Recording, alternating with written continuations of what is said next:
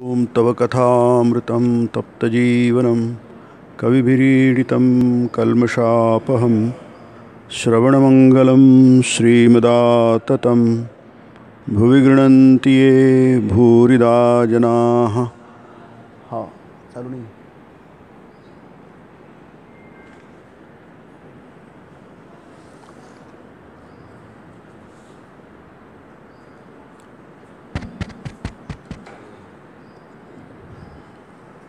आपल्या साप्ताहिक प्रवचनमालेचा विषय आहे श्रीरामकृष्ण वचनामृत आणि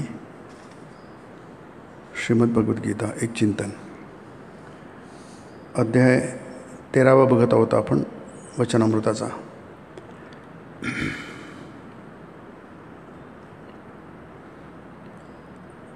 हा प्रसंग आहे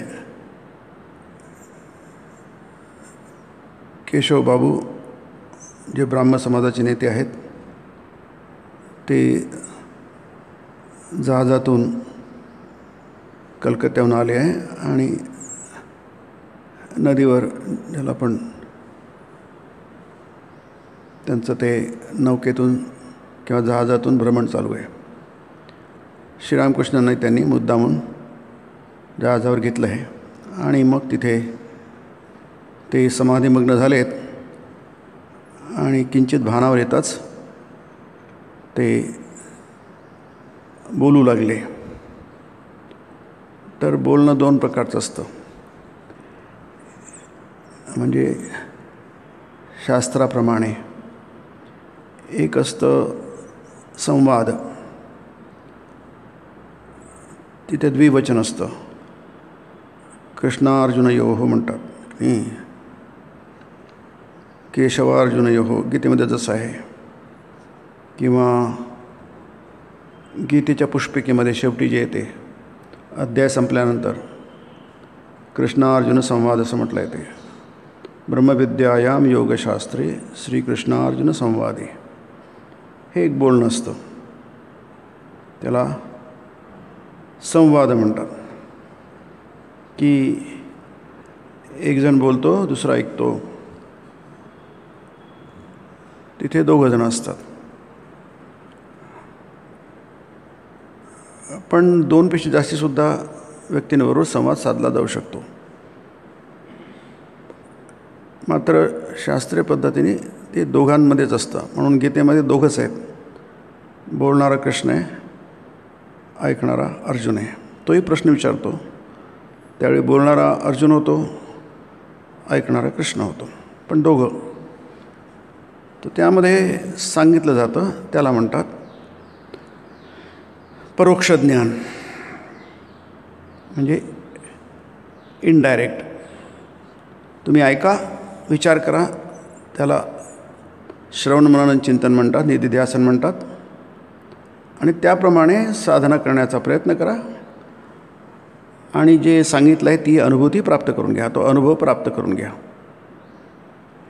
ही साधारणतः पद्धत आहे।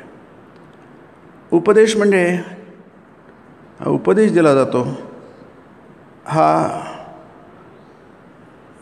अनुभूतीसाठी, म्हणजे डायरेक्ट अनुभूतीसाठी, अपरोक्ष अनुभूतीसाठी ब्रह्मज्ञानाचा उपदेश दिला जातो, त्याला उपदेश म्हणतात। एष उपदेशः एष आदेशः असं उपनिषदामध्ये आपल्याला येतं की हा आदेश आहे, उपदेश आहे, म्हणजे हा ऐका आणि खूप गंभीरपणे घ्या।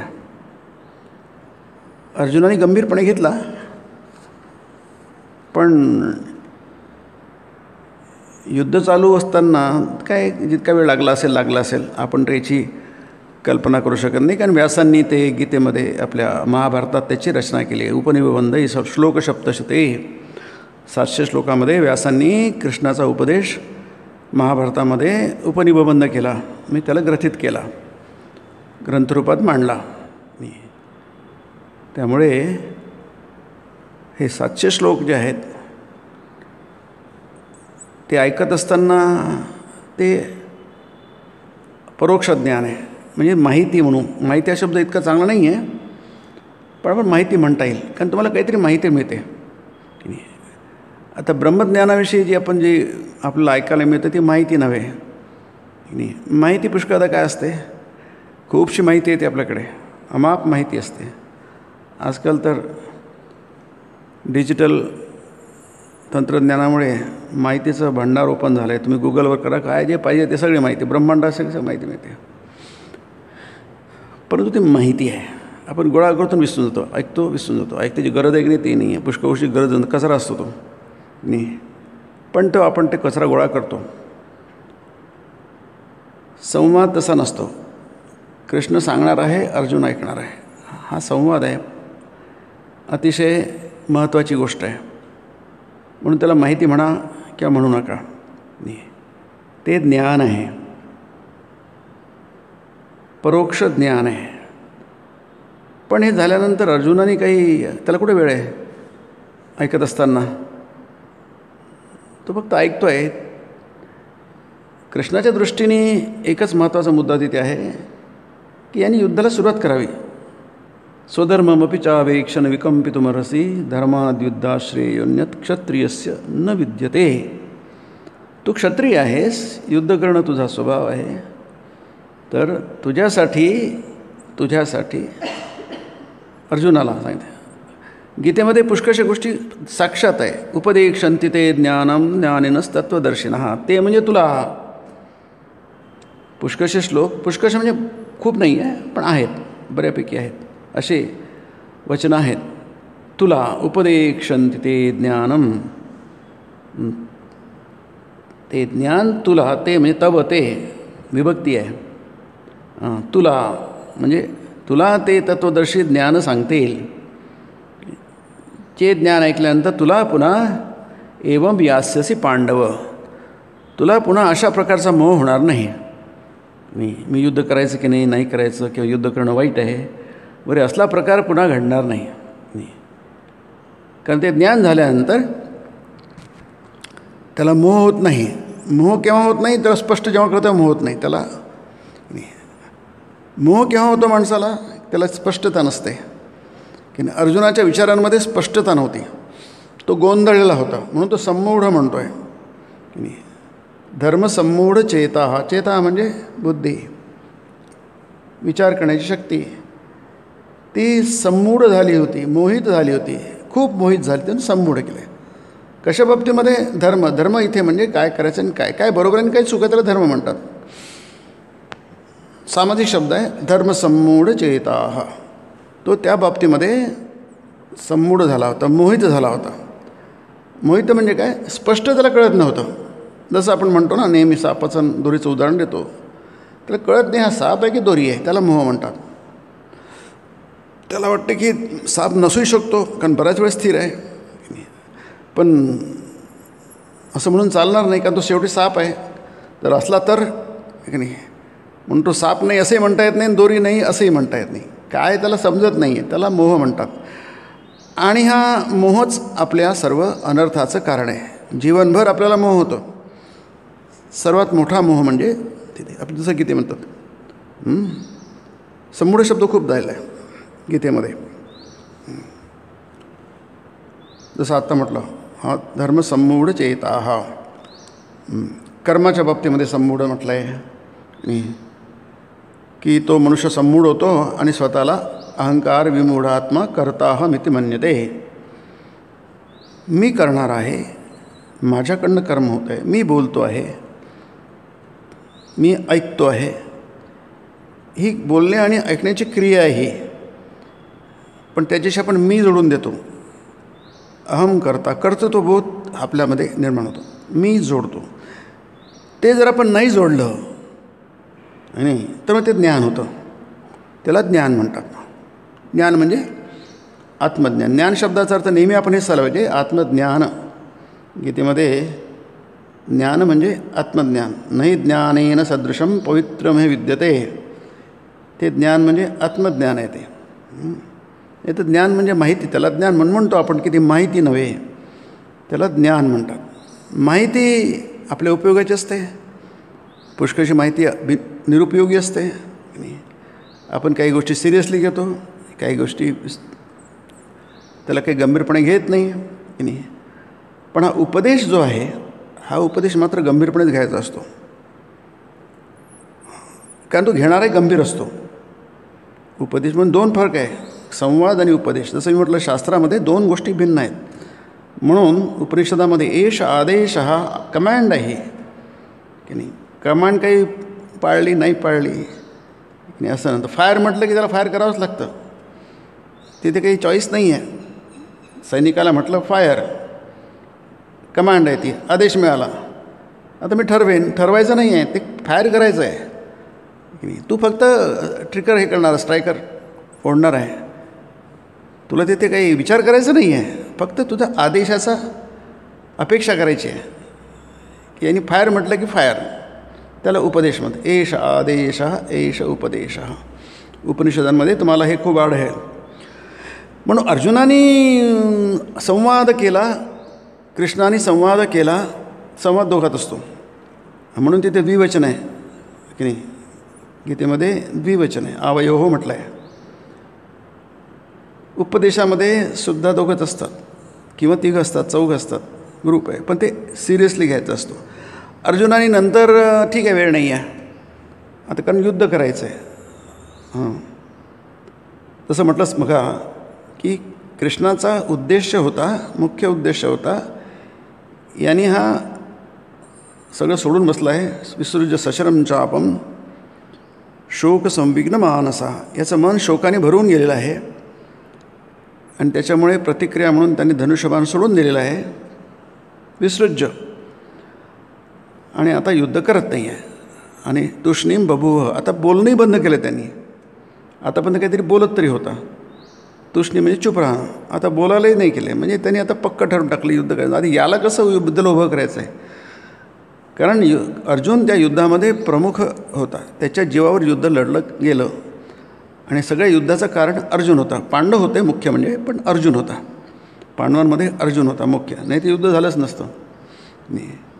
मग अशा वेळी युद्ध सुरू झालं. धर्म्यादि युद्धाश्रेय, हे धर्मयुद्ध आहे अर्जुन, म्हणजे तुझं कर्तव्य आहे.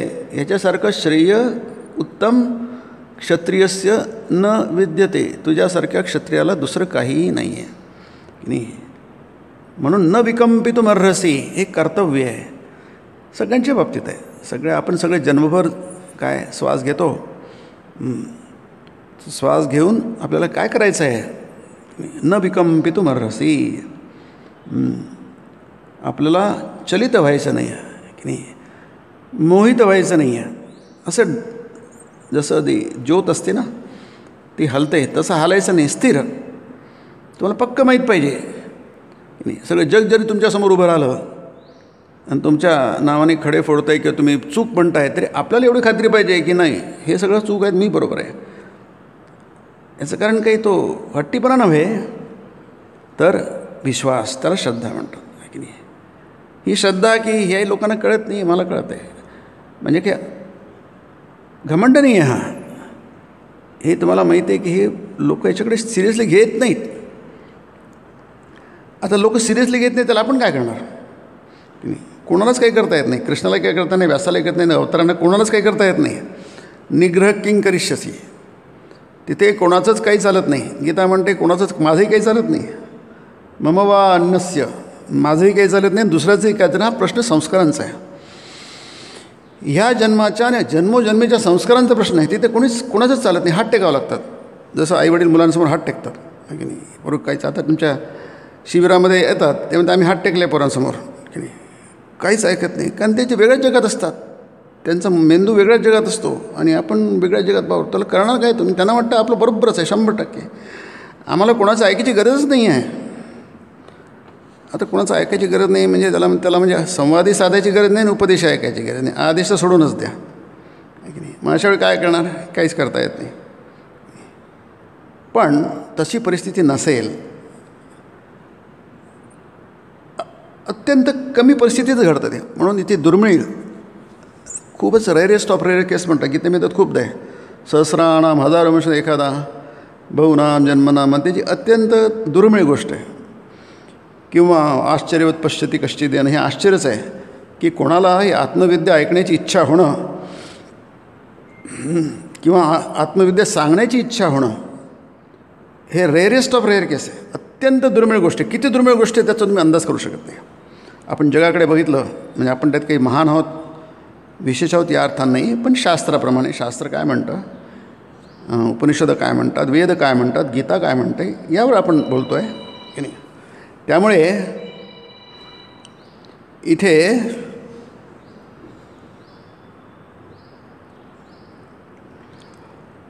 शास्त्राच्या म्हणण्याप्रमाणे ते सांगते की अर्जुनाला नंतर काही वेळ मिळाला नाही, युद्ध संपलं. तर युद्धामध्ये तो काय आत्मविद्या, त्याच्यावर काय मनन करणार, काय चिंतन करणार, हा विषय इथे वचनामृतामध्ये येतो की नाही. तुम्ही काय चिंतन करणार. युद्ध आहे, युद्ध म्हणजे युद्ध. त्याला स्वामीजींनी ॲब्सोल्यूट मोनार्क म्हटलेलं आहे की नाही. पूर्वीचे राजे फक्त सिंहासनावर बसायचे नाही, तर ते युद्ध पण करायचे. आता 2 विभाग झाले, धोरण ठरवणारे वेगळे आणि युद्ध करणारे म्हणजे हातात शस्त्र धरणारे वेगळे.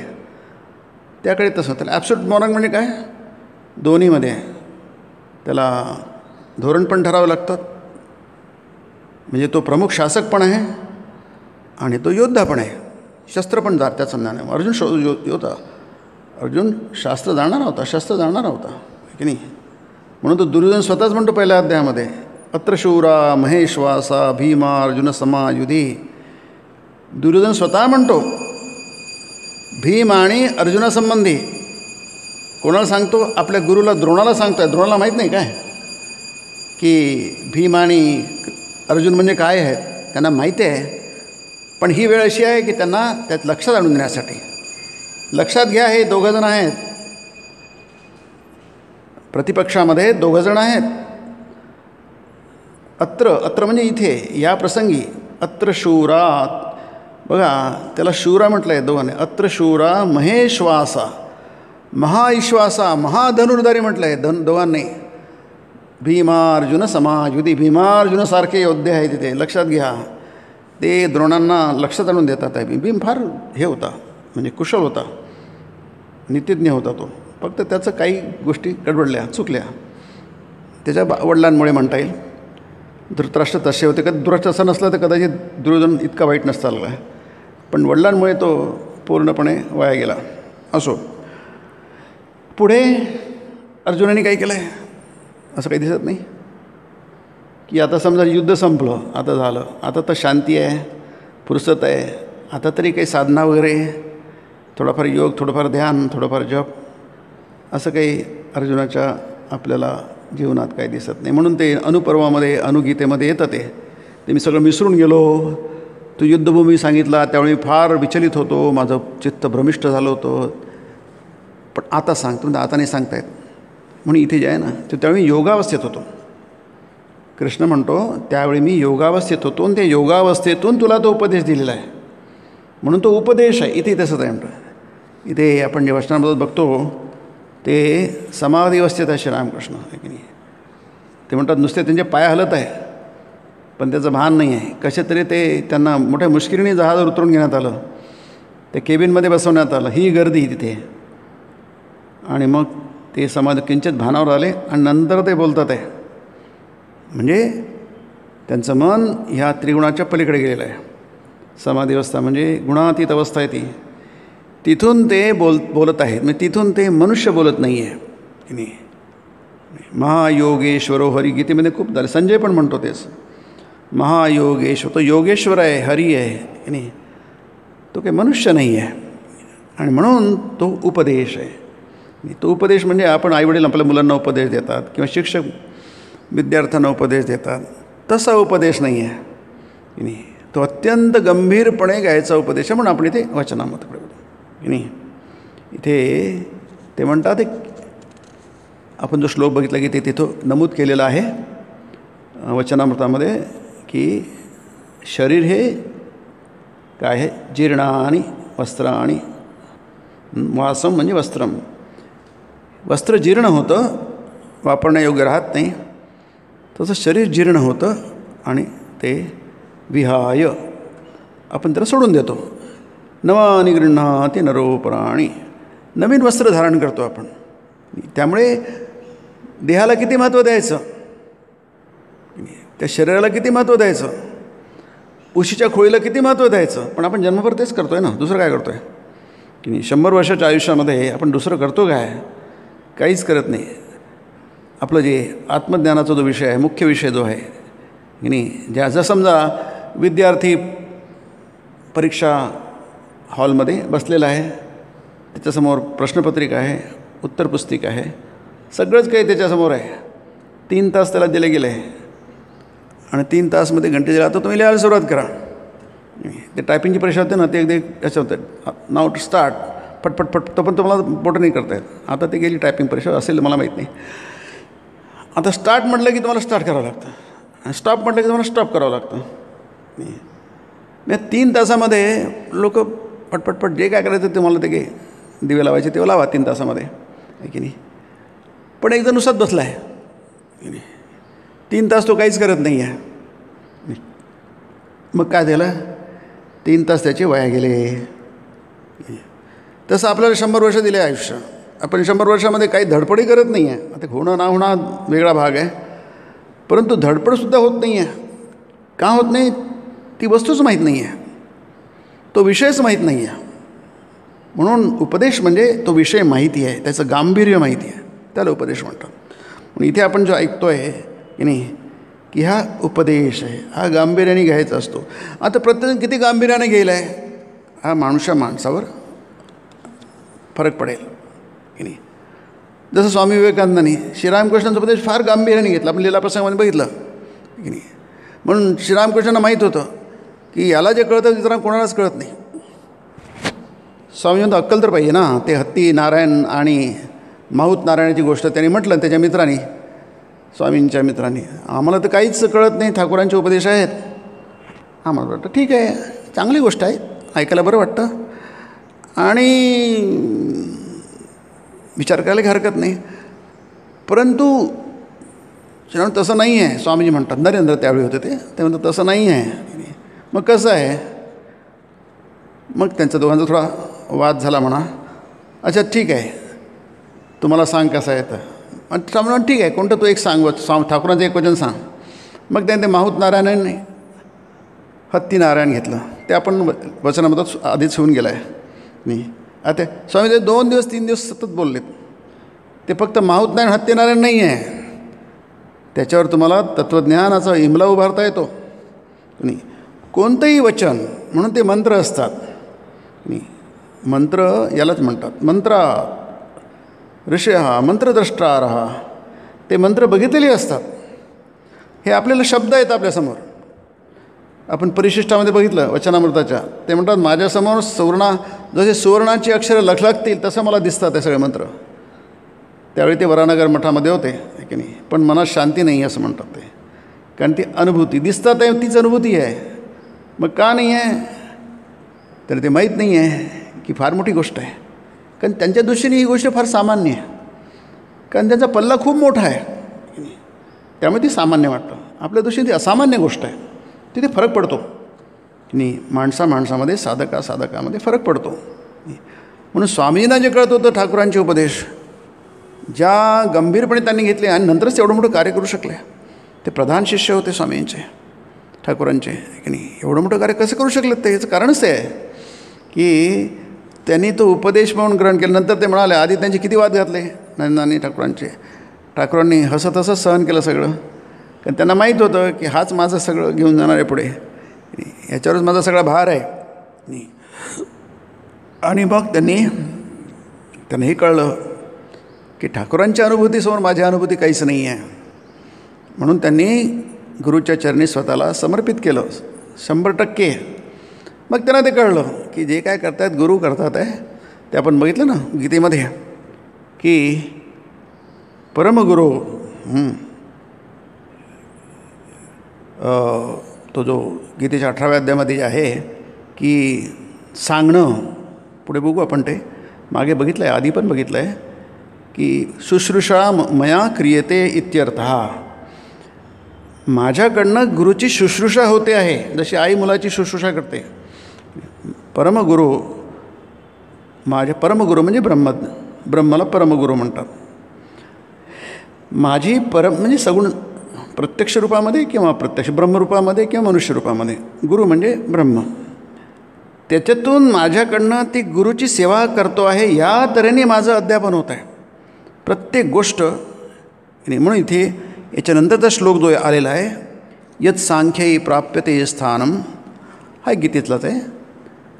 तद योगैरपि गम्यते एकम सांख्यम च योगंच यः पश्यति स पश्यति. जो हे बघतो तोच उचित बघतो, त्यालाच खरं बघणं आहे माहीत झालं आहे की नाही. या दोनमध्ये काही फरक नाही आहे की नाही. म्हणजे अनुभूती ही एकच असते, त्याची ग्रेडेशन म्हणा किंवा त्याची तीव्रता म्हणा वेगवेगळी असू शकते. म्हणजे मोह जो आहे, हा मोह हा सामान्यपणे एकसारखा दूर होतो की नाही. विवेकानंदांनी जे काम केलं, त्यांच्या गुरुभाईंनी पण बरंच काम केलं आहे, सगळ्यांनीच काम, आजही काम होत आहे की नाही. ते काम थांबलेलं नाही आहे. त्याला संप्रदाय म्हणतात. संप्रदायाचं काम, देण्याचं काम चालूच आहे आणि ते चालूच राहणार आहे. पण सुरू कुठून झालं? ठाकूरांपासून माताजी, स्वामीजी, असं सुरू होतं सगळ्याच याच्यामध्ये. ही परंपरा गुरु परंपरा म्हणतात. जसं ती संन्यासामध्ये नारायणापासून सुरुवात होते. नारायणानंतर मग वशिष्ठ आहे, शक्ती आहे, वशिष्ठ आहे, शुकदेव आहे, वगैरे वगैरे. आणि मग शुकदेवानंतर पुत्र परंपरा संपली. तो श्लोकच आहे, संप्रदाय विधी आहे तो, त्यामध्ये श्लोकाचा उच्चार केला जातो. त्यानंतर मग शुकानंतर पुत्र परंपरा संपली, तोपर्यंत नंतर मग शिष्य परंपरा सुरू झाली. मग गौडपाद हे वगैरे, गौडपाद, नंतर शंकराचार्य, नंतर तोटकाचार्य हे वगैरे, नंतरची ही शिष्य परंपरा आहे. नंतर मग आपण ज्याला दशनामी संप्रदाय म्हणतो, ती नारायणापासून सुरू झाली. नारायण हा संप्रदाय नारायण संप्रदाय आहे की नाही. हा संन्यास संप्रदाय, शिवसंप्रदाय, नारायण संप्रदाय लोकांची चुकीची समजत असते. हा नारायणापासून सुरू झालेला आहे. म्हणून शंकराचार्यांनी गीताभाष्य लिहिलं आहे, त्याच्या सुरुवातीला ते नारायण परो व्यक्तात लिहिलं आहे ते की नाही. सप्तद्वीपाच मेदिनी, मेदिनी म्हणजे पृथ्वी, ही 7 द्वीपांची मेदिनी आहे, ती नारायणांची सृष्टी आहे वगैरे वगैरे. त्याचं तुम्ही उपद्घात वाचा, त्याचं तर खूप सुंदर आहे, अत्यंत सुंदर आहे ते. योग म्हणजे आणि सांख्य म्हणजे 2 प्रकारचे ग्रुप आहेत. ते द्विविधा निष्ठा म्हटलं आहे. 2 प्रकारचे लोक असतात. एक चिंतन करू शकतात, एक कर्म करू शकतात. म्हणजे करू शकतात म्हणजे कर्म करू शकतात, ते चिंतन करू शकतात असं नाही आहे. ते ऐकू शकतात, तेही ध्यान करू शकतात, पण त्यांची प्रधानता नाही आहे. पण जे सांख्य आहे त्यांची प्रधानता चिंतनाची आहे.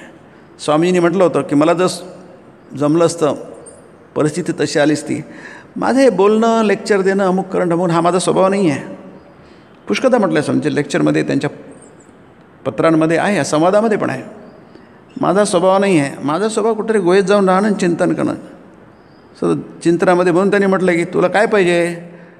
म्हणे मी डुबून राहील चिंतनामध्ये, समाधीमध्ये राहील, आणि मध्ये मध्ये थोडं शरीर टिकवावं लागतं, थोडं कोणीतरी 2-4 घास खाईल आणि पुन्हा आपल्याला जमेल काय ते 2-4 घास पुन्हा चिंतनात जाणं, आणि मध्ये मध्ये डोळे उघडणं आणि पुन्हा ध्यान करणं की नाही. तसं काय जमतं काय? आपल्याला कुठं आपण त्याची कल्पनाही करू शकत नाही. पण ती कशी इच्छा आहे बघा, आपल्या मनात तशी इच्छाही होऊ शकत नाही, तर संकल्पसुद्धा मनात होऊ शकत नाही आपल्यामध्ये, कारण तसे आपण नाहीच. पण त्यांनी ते व्यक्त केलं आहे. ठाकूरांनी म्हटलं तर हे फार साधी गोष्ट आहे. मला वाटलं नव्हतं इतकं साध्या गोष्टीसाठी प्रयत्न करायचे. तुला तर खूप आणखी उंची गाठायची आहे, तुला विशाल वटवृक्षासारखं व्हायचं आहे, ज्याच्या छायेमध्ये असंख्य लोक शांती प्राप्त करतील. त्यांचा वेगळा उद्देश म्हणजे त्याला म्हणतात सांख्य. त्यांची पात्रता, योग्यता, अधिकार खूप प्रचंड असतो, मोठा असतो. ते खूप मोठी मोठी कामं करू शकतात. मग कर्म म्हणजे काय? इथे योग म्हटलं आहे, तिथे काही तोही तसाच आहे. तोही देवाचंच काम करतो, हा विषय आपण इथे घेतो आहे. योगी देवाचंच काम करतो, ज्ञानी पण देवाचंच काम करतो, सगळेच देवाचे कामं करतात. तो मग साधक होतो, त्याला साधक म्हणतात की नाही. तो देवाचा जो लीला आहे की नाही, त्या लीलेमध्ये तो भाग घेणारा एक घटक आहे. आपण ते गोवर्धन पर्वताचं माहिती आहे ना, गोवर्धन पर्वत कृष्णाने उतरला, आपल्या करंगळीवर उचलला. करंगळी किती दुर्बळी असते बघा, किती पतली असते, बारीक असते. कृष्णाला पूर्ण हातसुद्धा लावायची गरज पडली नाही. त्यांनी आपल्या करंगळीवर जी सगळ्यात दुबळी आहे, दुबळं बोट आहे, त्याच्यावर त्यांनी गोवर्धन पर्वत उचलला. ते कृष्णाचं कार्य आहे, लीला आहे ती.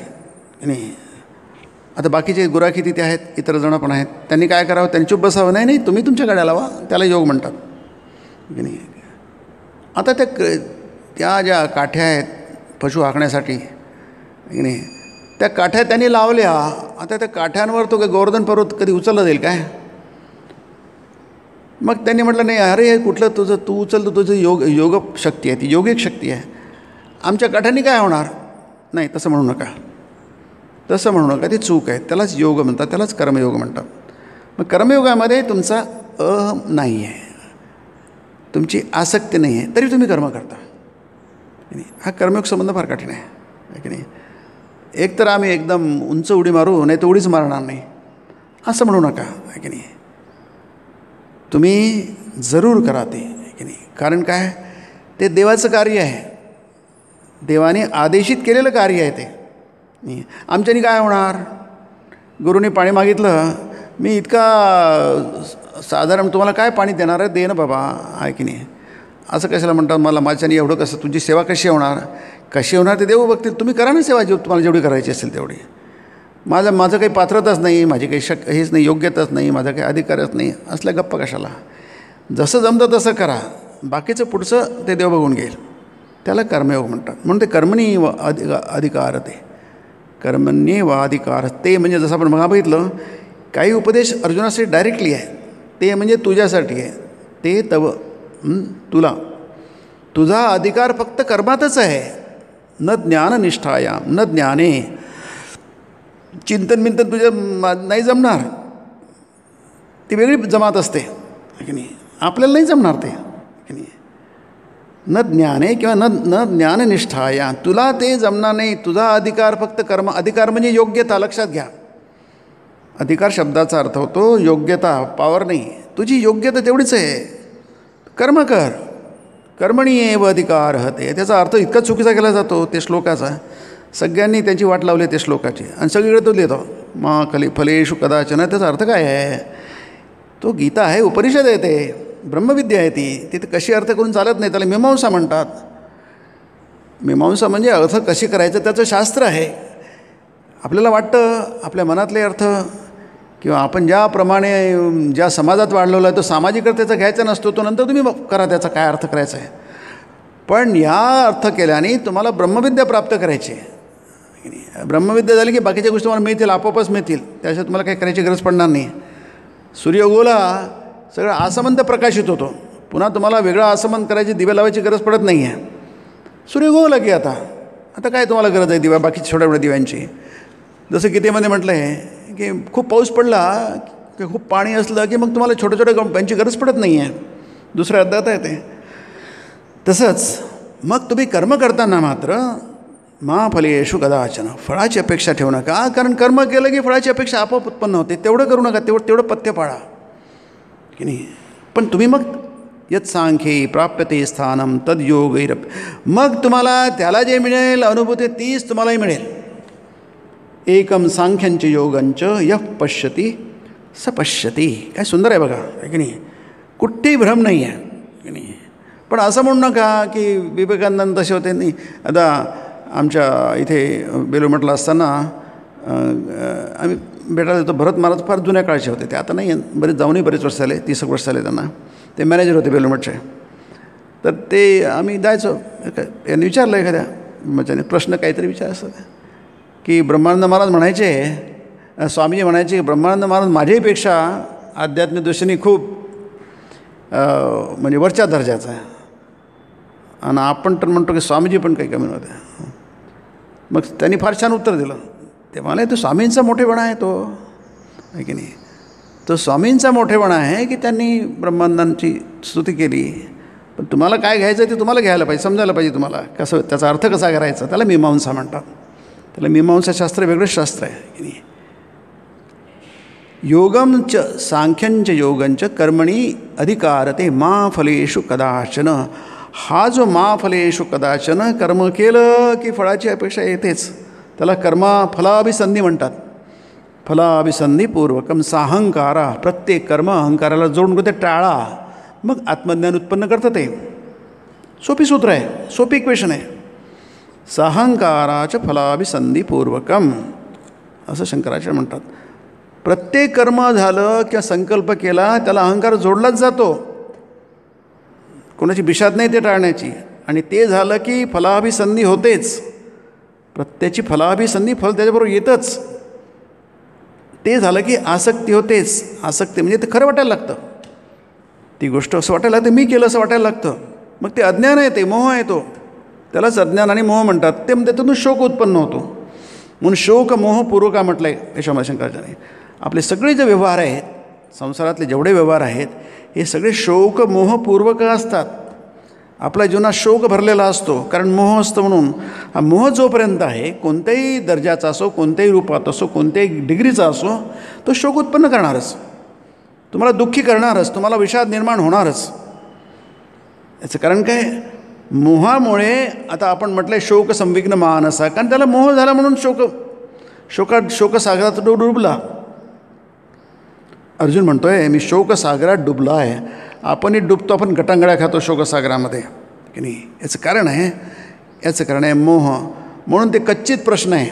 कच्चित येत श्रुतं पार्थ त्वयैकाग्रेणे कच्चित अज्ञान संमोह प्रणष्टस्ते धनंजय. धनंजया नाही, तू नीट ऐकलंस की नाही?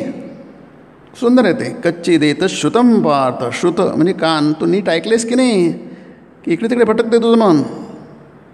त्वयी, त्याला तू म्हणजे त्वयी ही विभक्ती आहे. तुझ्याकडनं ते नीट एकाग्र चेतसा ऐकलं गेलं आहे की नाही, ते फार महत्त्वाचं आहे. त्वयी एकाग्रेन चेत, ते झालं तर कच्चित अज्ञान संमोह, तुझं अज्ञान, तो निर्माण झालेला मोह नष्ट झाला की नाही. कारण मोहामुळेच तो म्हणतो की मी युद्ध करणार नाही, कर्म करणार. मग ते पाप होईल. ते तू कर्म नाही केलं तर ते पाप आहे. पापम अवाप्स्यसी असं म्हटलं आहे गीतेमध्ये. तुला ते पापाला तू प्राप्त होशील. म्हणून तू तसं करू नको, युद्ध कर. युद्ध केल्याने तुला आत्मज्ञानाकडे तुझा प्रवास सुरू होईल आहे. तो कच्चित प्रश्न याच्यासाठी असतो. कच्चित म्हणजे हा प्रश्न आहे, त्याचं उत्तर नेहमीच होकारार्थी यायचं असतं. आपण प्रश्न विचारला कधी होकारार्थी येऊ शकतो, नकारार्थी येऊ शकतो. पण जेव्हा कच्चित प्रश्न विचारला जातो त्याचा अर्थ असतो होकारार्थी. म्हणून तो म्हणतो नष्टो मोहा, माझा मोह संपला. म्हणजे मी युद्ध करायचं की नाही हा मोह झाला होता, तो संपला. आत्मज्ञान नाही तिथे. म्हणजे नाही ते तो युद्धच करायला तयार नव्हता, आता युद्ध करायला तयार झाला आहे. स्मृतीर लब्ध्वा, मला कळलं मी कशासाठी युद्धात आलो होतो, युद्धभूमीवर कशासाठी आलो होतो, ती स्मृती मला मिळाली. अरे मी तर युद्ध करण्यासाठी आलो होतो, तुझ्या कृपेने झालं. म्हणजे अर्जुनाला ते युद्धभूमीवर त्यांनी युद्धाला उभं राहावं यासाठी त्याला विशेष उपदेश दिला आहे. आणि सांगितलं आहे की युद्ध करणं तुझं तिन्ही दृष्टीने, म्हणजे लौकिक दृष्टीने हे तुझी अपकीर्ती होईल आहे, तुझी सद्गती होणार नाही आणि तुला मोक्ष मिळणार नाही. तीन गीतेमध्ये सांगितलं. अनार्यजुष्टमस्वर्ग्यम अकीर्ती करम अर्जुन, दुसऱ्या अध्यायात येते की नाही. तुझं तिन्ही तऱ्हेने नुकसान होईल आहे.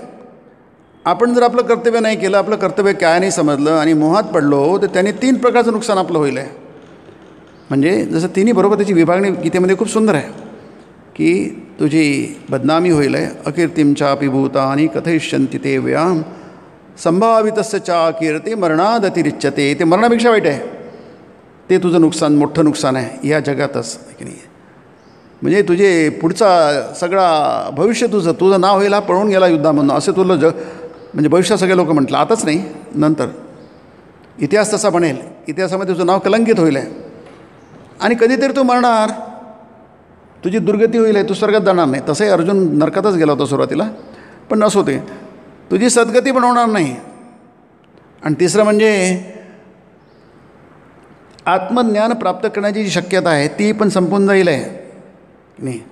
त्यामुळे गीतेमध्ये आपल्याला हा जो कर्म आणि म्हणजे सांख्य आणि योग म्हणजे कर्म इथे अर्थाने, योगाचे अर्थ खूप आहेत गीतेमध्ये. तुम्हाला दोन्ही गोष्टी महत्त्वाच्या आहेत. आता इथे श्रीरामकृष्णांनी सांगितलं आहे की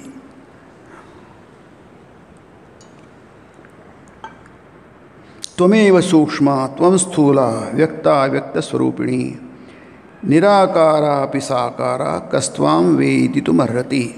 हे गीतेतलं नाही आहे, हे महानिर्वाण तंत्रामधलं आहे. हा श्लोक इथे महानिर्वाण तंत्रामधला घेतला आहे वचनामृतामध्ये मास्तर महाशयांनी. त्वमेव सूक्ष्मा त्वं स्थूला, देवीची प्रार्थना आहे, देवीला नमन केलं आहे. तुला कस्त्वां वेदितुमर्हति, तुला कोण खरं कोण जाणू शकणार, कारण जाणणारच नाही आहे तिथे. तू स्थूल आहे आणि सूक्ष्म आहे, सगळं काही तूच आहेस. तुला कोण वेदितुमर्हति, कोणाची शक्यता आहे, कोणाला एवढी योग्यता आहे की तुला तो खरोखर जशी आहे तसं जाणू शकणार. याचं कारण आहे तुम्ही तिथे नाही आहात आणि खऱ्या अर्थाने जाणणारच नाही आहे तिथे. अविज्ञातारम अरे केन विजानीयात, बृहदारण्यक उपनिषदामध्ये मैत्रेयीला याज्ञवल्क्य म्हणतात, अरे तू कशी विज्ञातारम, अरे अगं विज्ञाता असल्यानंतर केन विजानीयात, कोण जाणणार कोण तिथे. स्वतःच जेव्हा विज्ञाता आहे, जसं आपण आपल्या खांद्यावर बसू शकत नाही की नाही, आपण आपल्या खांद्यावर कसे बसणार की नाही. जसे आपण डोळे बघू शकत नाही स्वतःचे, कारण डोळे स्वतःच बघतात, ते कसे दुसरं बसतात. आपण आरशात आपण डोळे बघत नाही, प्रतिबिंब बघतो की नाही. डोळे बघण्याचं काम करतात, मग त्याला कोण बघणार, आपण नाही बघू शकत डोळ्याला. तसं जो विज्ञाता आहे की नाही, आपण ब्रह्म आहोत, आपण ब्रह्माला कसं जाणणार, आपण स्वतःच ब्रह्मरूप आहोत की नाही. इथे म्हटलं आहे त्वमेव सूक्ष्म व्यक्ताव्यक्तस्वरूपिणी पूर्णमदः पूर्णमिदं, तेच आहे. व्यक्ता अव्यक्त स्वरूपिणी, तुझं स्वरूप कसं आहे, व्यक्तपण आहे, अव्यक्तपण आहे, निराकारापि साकारा की नाही. म्हणजे कोणत्याही रूपामध्ये ब्रह्म कोणत्याही रूपामध्ये आला म्हणून त्याला पूर्णमदः पूर्णमिदं शांतिमंत्र छान आहे. तो बृहदारण्यक उपनिषदामधला आहे तो पण की नाही. तिथे पूर्ण सोडून दुसरं काहीच नाही आहे, म्हणून पूर्णात पूर्णमुदच्यते की नाही, अवशिष्यते. तिथे अपूर्ण नाहीच आहे. जे काही बाकी राहतं तेही अपूर्ण राहत नाही. नाही तर एकातून काही काढलं, एका संख्येतून दुसरी संख्या काढली तर ते वजा जाते ना, इथे वजा काहीच जात नाही. आणि अधिक पण काही होत नाही, कारण ते पूर्ण आहे म्हणून. पूर्णाची संकल्पना म्हणजे अनंत संकल्पना आहे. ते अद्भुत मंत्र आहे तो, ऐक नाही. तो शांती मंत्र पूर्णात पूर्ण, एकच ती संकल्पनाच किती विशाल आहे, अद्भुत आहे ती की त्याच्यातून काहीच जात नाही, वगळलं जात नाही, काही टाकलं जात नाही आणि काही काढता येत नाही. त्याच्यामध्ये काही जोडलं जात नाही आणि काही तोडलं जात नाही, वजा केलं जात नाही, उणावत नाही त्याला. कारण ते काय स्वतःच पूर्ण आहे. पूर्ण आहे म्हणजे अनंत आहे, त्याला शेवट नाही आहे. शेवट नाही म्हणजे त्याला नाश नाही, अविनाशी तत्व आहे, ते अव्यय अक्षय तत्व आहे. परंतु असं असूनसुद्धा तुम्हाला शरण जाता येतं, स्तुती करता येतं, नमन करता येतं, प्रेम करता येतं, हे आपल्याला कळलं पाहिजे की नाही. मग याचा अर्थ काय होतं, तीच आपल्याकडनं करून घेते, साधना करून घेते, तीच आपल्याकडनं स्तुती करून घेते, तीच आपल्याकडनं नमन करून घेते, सगळं काही ती करून घेते. इथे अहंकार संपला की नाही. जे काही घडतं ते घडतं आहे, होतं आहे, केलं जात नाही आहे, ते घडतं आहे. लक्षात, यात फरक आहे त्याच्यामध्ये. ती गोष्ट घडते आहे, क्रिया घडते आहे, पण आपल्याला काय वाटतं आपण घडवतो आहे, मी घडवतो आहे, माझ्यामुळे घडलेली आहे, त्यालाच अहंकार. मग तसं झालं की मला वाटतं मग माझी अभिसंधी आहे, फलाची अभिसंधी आहे, फळ त्याच्यावर आलं पाहिजे, मग त्याच्यावर माझा अधिकार आहे, सोडून द्या तो अधिकार. ते ही क्रिया आहे. आणि तत्त्वज्ञानामध्ये क्रिया वेगळी आहे. तो ब्रह्माचं चिंतन करतो, श्रवण मनन निधिध्यासन करतो, त्याला तर ब्रह्म त्याच्या हातात आहे, तळहातावर जसं आवळ्याप्रमाणे आहे त्याला. म्हणून अद्वेष्टा सर्वभूताना मैत्र करुणैवच, जे 12व्या अध्यायात आहे, शेवटचे जे आहे ते भक्त, उत्तम भक्ताची लक्षणं जी आहे ती भक्ताची लक्षणं ज्ञानी भक्ताची लक्षणं आहे. ते शास्त्र ते सगळ्याकडेच आहे, त्या माहीत आहे. ती काही साध्या भक्ताची लक्षण नाही आहे. ती साधा भक्त अद्वेष्टा सर्वभूताना होऊ शकत नाही. मैत्र करुणाचे सगळे ते लागूच होत नाही कोणाला. याचा अर्थ काय की हे एकच आहे, य पश्यती स पश्यती. फक्त काय आहे की तुमचा मार्ग वेगळा आहे, थोडासा वेगळा आहे, हा मार्ग थोडासा वेगळा आहे. कशामुळे होतो आपल्या व्यक्तित्वामुळे होतो. प्रत्येक व्यक्ती हा भिन्न आहे. सगळी काही माणसं सारखी नसतात, सगळे भिन्न आहेत आणि त्यामुळे त्यांचे मार्ग पण भिन्न आहेत. त्यात काय बिघडलं काय आहे की नाही. आपल्याला थोडीच विवेकानंद व्हायचं आणि काही दाट आपण फार सामान्य लोक आहोत. पण सामान्य लोकांचा अर्थ नाही आहे की आपण सामान्य अर्थ म्हणजे आपण अर्थ आणि काम याच्याच मागे लागलेलो आहे. किंवा धर्माच्याच मागे लागलो आहे. हे 3 पुरुषार्थ आहे. अर्थ काम धर्म हे आपला नाही आहे की नाही. करा, पूर्ण करा, पण तुमच्यासाठी फारच सामान्य आहे ते. तुम्ही मोक्षगामी व्हा. मोक्ष पुरुषार्थ तुमच्यासाठी परमपुरुषार्थ आहे. तो सर्वात श्रेष्ठ पुरुषार्थ आहे की नाही. आणि तो सर्वात श्रेष्ठ पुरुषार्थ आहे असे म्हणणारे लोक नेहमीच कमी असणार, खूपच कमी असणार ते. कारण ह्याची जाणीवच होऊ शकत नाही लोकांना. याची जाणीव नुसती होणं, पुढचा तर नुसती जिज्ञासासुद्धा होणं, ते म्हणतात की ना नुसती जिज्ञासासुद्धा होणं कठीण आहे की नाही. जिज्ञासूरपी योगस्य शब्द ब्रह्मादी वर्तते, 6व्या अध्यायात म्हटलं आहे. जिज्ञासूरपी अपी, नुसती जिज्ञासा होणं सुद्धा योगाविषयी. योग म्हणजे ते ध्यान योग आहे. तिथे 6वा अध्याय तो तिथं ध्यान योग आहे किंवा कर्मयोग आहे. ध्यान योगामध्ये कर्मयोगाचा समावेश आहे, लक्षात घ्या की नाही. म्हणून गीतेमध्ये फक्त 2च निष्ठा आहे, कर्मनिष्ठा आणि विविधा निष्ठा. पुरा प्रोक्ता मयानघ ज्ञानयोगेन सांख्यानाम कर्मयोगेन योगिनाम. 2च निष्ठा केल्या आहेत गीतेमध्ये, 4 निष्ठा नाही आहे. ध्यान हे कर्मामध्येच येतं. तिथे म्हटलं आहे नुसती जिज्ञासा जरी झाली, अरे काय बघूया, देव म्हणजे काय असतो, हे शब्द ब्रह्माती वर्त, त्याचं परिणाम फल इतकं प्रचंड आहे.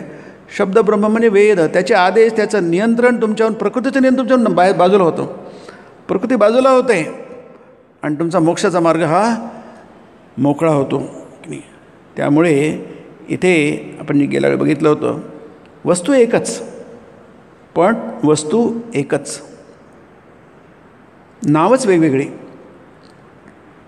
जो ब्रह्म तोच आत्मा. म्हणून हा जो गीतेतला श्लोक सांगितला आहे फार छान, अगदी ॲप्ट आहे तो, तंतोतंत आहे. जो ब्रह्म तोच आत्मा. जो ब्रह्माची उपासना करतो निर्गुण निराकार रूपामध्ये, श्रवण मनन निध्यास करून त्याला आत्म्याची अनुभूती येते. दुसरं म्हणजे तोच भगवान. जो भक्ती करतो, देवावर प्रेम करतो, देवाची उपासना करतो, पूजा करतो, त्यासाठी तो भगवान आहे.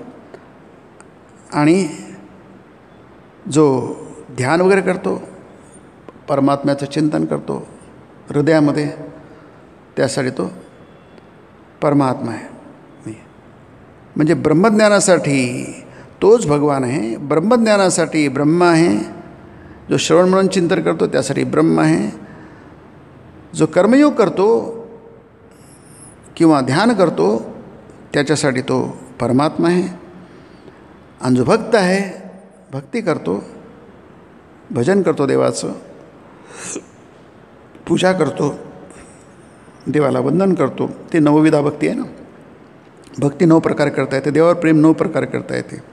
किंवा भागवतामध्ये 6 प्रकारे पण केलं आहे. ते फक्त संख्या आहे, ती एकच आहे सगळं आणि भक्तासाठी तो भगवान आहे. तुम्हाला ते ब्रह्म, परिपूर्ण ब्रह्म, अनंत पूर्ण ब्रह्म हे तुम्हाला कोणत्याही रूपात येऊ द्या, आहे की नाही. एकम पश्यती सपश्यती, त्यात काही फरक नाही आहे. फरक कुठे आहे? त्याच्या अभिव्यक्तीमध्ये आहे. विवेकानंदांनी जे काम केलं आहे की नाही, ते कोणालाही कल्पना करता येणार नाही. पण जे केलं ते तुम्ही करू शकता तुमच्या क्षेत्रामध्ये. कणभर का असू नये. आपण ते खारीची गोष्ट बघतो ना, त्या नलनीलाने मोठा पूल बांधला, मोठे मोठे दगड आणून टाकले. खारीची क्षमता काय आहे? पण ती असं म्हणत नाही माझ्याने काय होणार. ते देवाचं काम आहे ना. माझ्याने काय होणार असं म्हणूच नका. नाही, तुमच्याने जे होतं ते तुम्ही करा. ते किती अल्प असो, पण ते अल्प नाही. देवाच्या दृष्टीने ते अल्प नाही आहे. नाही, देवाच्या दृष्टीने जसं म्हटलं की कोणी बा म्हणतं, कोणी पा म्हणतं, कोणी आणखी काय म्हणतं, पण बापाला माहीत असतं की मलाच म्हणतो आहे. मोठा मुलगा बाबा म्हणू शकतो, लहान मुलगा पा म्हणू शकतो किंवा बा म्हणू शकतो, आहे की नाही. पण वडिलांना तो कधी मोह होत नाही की अरे ह्याला म्हणता येत नाही, म्हणजे हा काहीतरी कमी दर्जाचा आहे, ह्याला बोलता येत नाही नीट, मला बाबा म्हणता येत नाही याला. त्याला माहीत आहे हे काय जे त्याला त्याच्यावर लक्ष द्यायचं नसतं, आहे की नाही. त्याला कौतुक असतं, बा म्हणतो ना बस पुष्कळ झालं. आईला आ म्हटलं की त्याला आईला खूप आनंद होतो. कारण काय, तिथे ते काय एक्सप्रेशन महत्त्वाचे नसतात, आहे की नाही. ती लिंक महत्त्वाची असते, तो संपर्क महत्त्वाचा असतो, आहे की नाही. तो ते संबंध जोडलात ते महत्त्वाचा असतो. म्हणून इथे म्हटलं आहे की ते महत्त्वाचं आहे. म्हणून एकम सांख्यंच योगमच यः पश्यती स पश्यती. ज्याला हे कळलं आहे त्यालाच खरं खरं कळलेलं आहे की नाही. हा जो प्रसंग आपण आज बघितला की या 2 गोष्टी आहेत, फक्त त्याच्यामध्ये काय फरक आहे, योग्यतेचा फरक आहे, पण अनुभूतीमध्ये फरक नाही आहे की नाही. मोह सगळ्यांचाच जाईल आहे. जो योगी असो, भक्त असो किंवा ब्रह्मज्ञानी असो. इथे ब्रह्मज्ञानीचा अर्थ आहे चिंतक. सांख्य म्हणजे आत्मज्ञानी, आत्म्याचं चिंतन करतो त्याला ब्रह्मज्ञानी म्हटलं याला की नाही. कोणी असो, मोह सगळ्यांचा जाणार आहे, त्याला कळणार आहे देव सोडून दुसरं काहीच नाही आहे. सगळ्यांनाच एकच कळणार आहे, ब्रह्म सत्यम जगन मिथ्या, हे जग नावाची गोष्ट नाही आहे, हा मोह आहे. जग तुम्हाला खरा वाटतो आणि जगात तुम्ही अगदी आसक्त झाले आहात, अहंकार निर्माण होतो आहे, ते सगळं त्याचा नाद सोडा. तसं काही नसतं, तो मोहामुळे तसं वाटतं आहे तुम्हाला. मोहामुळे तुम्ही कर्म करता किंवा मोहामुळे कर्म करत नाही, हे दोन्ही मोह आहेत की नाही. कारण त्याच्याशी अहंकार जोडला आहे, फलं जोडलं आहे, म्हणून दोन्ही मोह आहेत. त्याचा तुमचा काही संबंध नाही आहे. सगळे तुम्ही देवाची शुश्रूषा, मया शुश्रूषा अहम करोमी इति की नाही.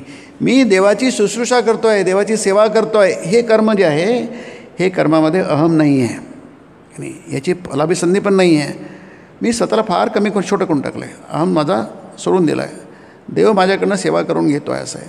यालाच कर्मयोग म्हणतात. याचं फळ जे आहे महाफला निवृत्तिस्तु महाफला, याचं फळ फार मोठं आहे.